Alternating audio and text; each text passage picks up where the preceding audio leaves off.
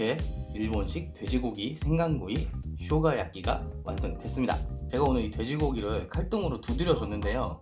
보통 이 쇼가야끼에 사용하는 돼지고기는 돼지 뒷다리 부위나 돼지 앞다리, 돼지 목살을 많이 사용을 합니다. 그리고 두툼하게 손질을 하다 보니까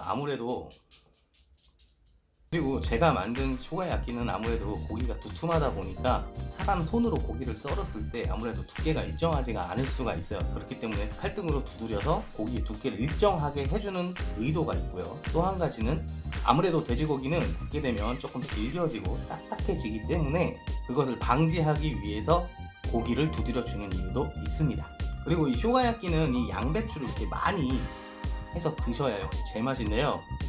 양배추에 사용하는 드레싱은 여러분들이 좋아하시는 드레싱 아무거나 사용하셔도 됩니다. 하지만 아무래도 일본 음식이다 보니까 일본 음식에는 이 참깨 드레싱을 굉장히 많이 사용을 하거든요. 참깨 드레싱과 함께 먹는 게 상당히 어울립니다. 자, 이제 한번 먹어볼게요.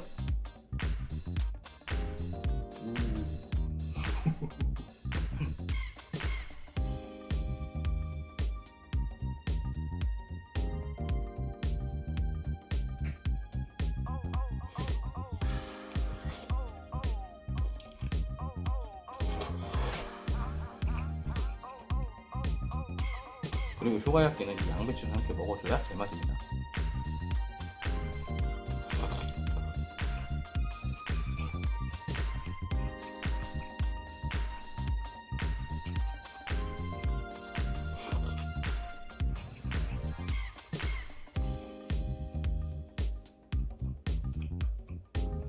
이 쇼가야끼라고 하는 음식은 제가 사실 가장 좋아하는 일본 음식 중에 하나인데요. 한국의 불고기랑 맛도 살짝 비슷하긴 하지만 아무래도 생강 때문에 일본 특유의 일본 특유의 향이 납니다. 이렇게밖에 설명을 못 해드리겠네요.